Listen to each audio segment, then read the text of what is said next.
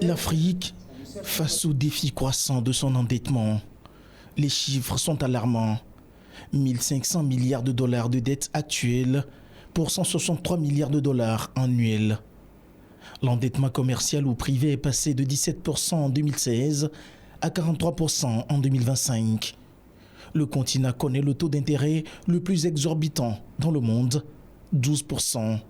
Et le service de la dette sur les importations représente également 12%.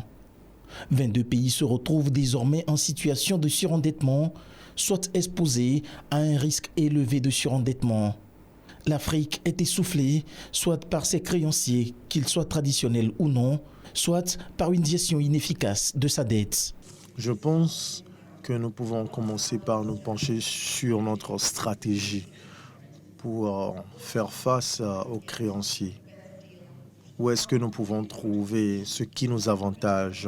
Comment encourager les créanciers tels que la Chine, la Banque mondiale, le FMI, le secteur privé ou le Club de Paris par rapport à nos aspirations, à nos demandes. Et si nous agissons dans cette perspective, au lieu d'aller au cas par cas, nous serons capables d'innover.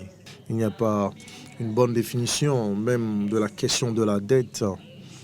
Et parlant aussi du partenariat privé et public, nous devons bien définir les termes légaux par rapport à nos législations. Le contexte est particulier et nécessite des pratiques de gestion rigoureuses permettant de minimiser les risques et les coûts liés à l'emprunt.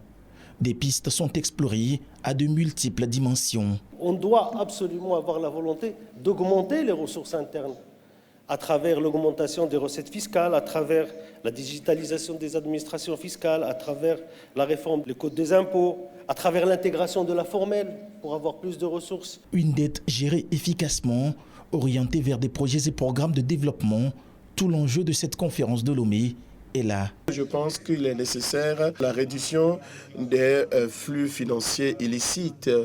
Et nous sommes tous conscients du rapport de CNUSED, rapport en date de 2020, et qui a clairement fait état d'un manque à gagner à hauteur de 80 milliards de dollars au titre des flux financiers illicites. Donc vous avez annuellement plus de 20 milliards de dollars qui sont des manques à gagner. C'est des chiffres très très alarmants. Malgré l'état actuel du niveau d'endettement, il faut d'ici à l'horizon 2030 1200 milliards de dollars pour assurer le développement du continent. D'où la nécessité de relever les défis actuels liés à l'endettement afin de mobiliser les ressources indispensables à la mise en œuvre de l'agenda 2063.